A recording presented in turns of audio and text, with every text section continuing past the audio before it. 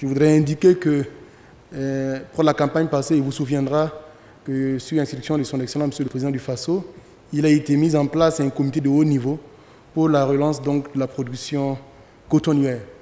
Et ce comité de haut niveau que j'ai l'honneur de présider et avec le ministre en charge des Finances et celui de l'Agriculture, ce comité a travaillé et a mis un certain nombre de dispositions en place en accord avec la ICB qui est l'interprofession de la filière coton pour arriver à proposer donc, des solutions pour lancer la culture du coton. Et sur cette base-là, le gouvernement a décidé donc d'accompagner le dispositif en apportant une subvention d'environ 28 milliards de francs CFA pour que nous puissions à la fois contribuer à augmenter le prix d'achat du coton, à contribuer à subventionner les prix de cession des intrants, mais aussi à solder définitivement les impayés qui faisaient qu'il y avait des difficultés au niveau de la production cotonnière. Il vous souviendra que les impayés étaient autour donc, de 11 milliards et que nous avions apporté en son temps 3,5 milliards pour compléter le prix d'achat du coton. Et ce qui faisait que l'année dernière, nous avons réussi donc à adopter un prix d'achat du coton à 265 francs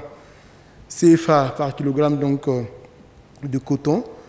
Et l'ensemble de ces mesures conjuguées à l'effort donc, de dialogue avec les acteurs qui a permis donc, j'allais dire, d'apaiser le climat un peu délétère qui existait dans la filière, a permis aux uns aux autres de repartir dans la production du coton. Alors, normalement, on devrait s'attendre à l'augmentation donc, de la production cotonnière et bien entendu à ce qu'il y ait beaucoup plus de revenus dans la filière. Et quelques chiffres de cette campagne montrent clairement que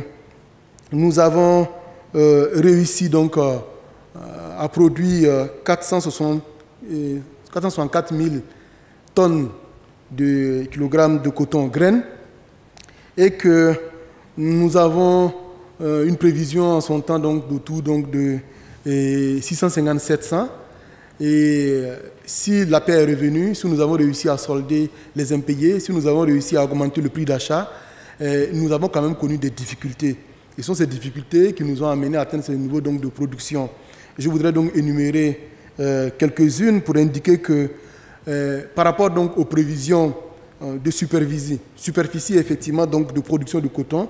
nous nous sommes retrouvés dans une situation où 2% de superficie n'ont pas été, j'allais dire, utilisés dans la zone Sofitex, 8% donc au niveau de la zone Faso-Coton, mais de manière exagérée et de manière, j'allais dire, plus importante dans la zone Sokoma à l'est, 41% donc des superficies n'ont pas pu donc être utilisées par nos producteurs. Et cela a une explication connue. C'est dû donc à des questions d'insécurité. Il est clair que cela a eu un impact sur le niveau de production nationale qui a fait que, par exemple, dans la zone Sofitex, où nous avons eu une croissance, une augmentation du volume donc, de la production de 16%, au niveau donc, de Faso-Coton, où nous avons eu donc, une augmentation de la production de 4%, mais au niveau de Sokoma, où on n'a pas réussi à cultiver sur 41% des terres, nous avons donc une chute de la production de moins 31%. Donc ces différents événements combinés nous ont amené donc à atteindre donc ce niveau donc de production de coton qui est en deçà effectivement de ce qu'on s'attendait pour cette campagne-là. Alors, ceci dit, cela n'enlève en rien le bien fondé de l'engagement qui a été pris de continuer à accompagner les producteurs. C'est pour cela encore que cette année, après analyse de la situation au sein de la filière, après avoir pris en compte la situation internationale qui fait qu'il y a aujourd'hui une baisse du coût d'achat du coton fibre à l'international et après avoir eu l'ensemble des échanges avec les acteurs de la filière, le gouvernement a pris deux décisions importantes. La première, c'est de maintenir le niveau de subvention des prix de cession aux intrants, au même niveau que l'année dernière. L'année dernière, il vous souviendra que pour cette campagne-là, le gouvernement avait fait en sorte que le prix donc, des engrais et de l'urée soit donc à 14 000 francs le sac effectivement donc, de 50 kg pour permettre aux producteurs donc, de ne pas payer plein pot les prix, j'allais dire, la vérité des prix. Nous avions donc l'année dernière apporter une subvention pour permettre à ce que les insecticides donc, classiques reviennent à 3 800 francs la dose et que les insecticides de spécialité reviennent à 7 000 francs CFA la dose. Je voudrais indiquer pour cette campagne encore, le gouvernement donc, mettra en œuvre une subvention pour permettre donc, de maintenir ces prix-là. La deuxième décision qui a été prise, c'est que pour permettre donc, à l'AICB d'annoncer le prix d'achat du kilogramme de coton graine sur la base donc, de la mise en œuvre de son mécanisme d'établissement des prix, il est aussi demandé une contribution donc, de l'État. Le Conseil des ministres a bien voulu concéder 10 francs CFA par kilogramme donc, de coton graine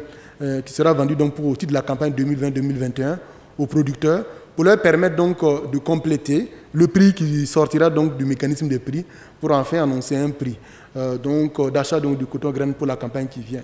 Alors, je voudrais donc dire à ce niveau que notre agenda se concorde très bien. D'ici la fin de la semaine, l'AICB devrait donc, sur la base donc, de ces informations-là, annoncer les prix d'achat du coton pour la campagne qui arrive. Et bien entendu, le comité de haut niveau se mettra tout de suite en route pour travailler dans le respect donc, des mesures barrières avec les producteurs sur le terrain,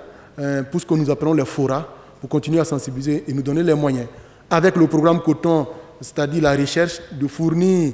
des plans donc, de qualité, avec le ministère de l'Agriculture, de faire en sorte qu'il y ait un contrôle accru, comme on l'a fait l'année dernière, sur la qualité de l'engrais et l'ensemble donc, des insecticides, pour que nous continuions donc d'avoir une production cotonnière où les acteurs évoluent de manière apaisée et arrivent à tirer le bénéfice donc, de leur travail. Voilà les quelques informations que je voulais communiquer pour permettre aux uns et aux autres de connaître les décisions qui ont été prises par le Conseil des ministres et indiquer combien la filière coton est tellement, j'allais dire, importante pour le gouvernement, comment la filière coton est importante pour le Burkina Faso, d'autant plus que c'est le premier produit agricole d'exportation que nous avons au Burkina Faso. C'est le deuxième après l'or. C'est aussi une filière qui emploie des millions de personnes. C'est une filière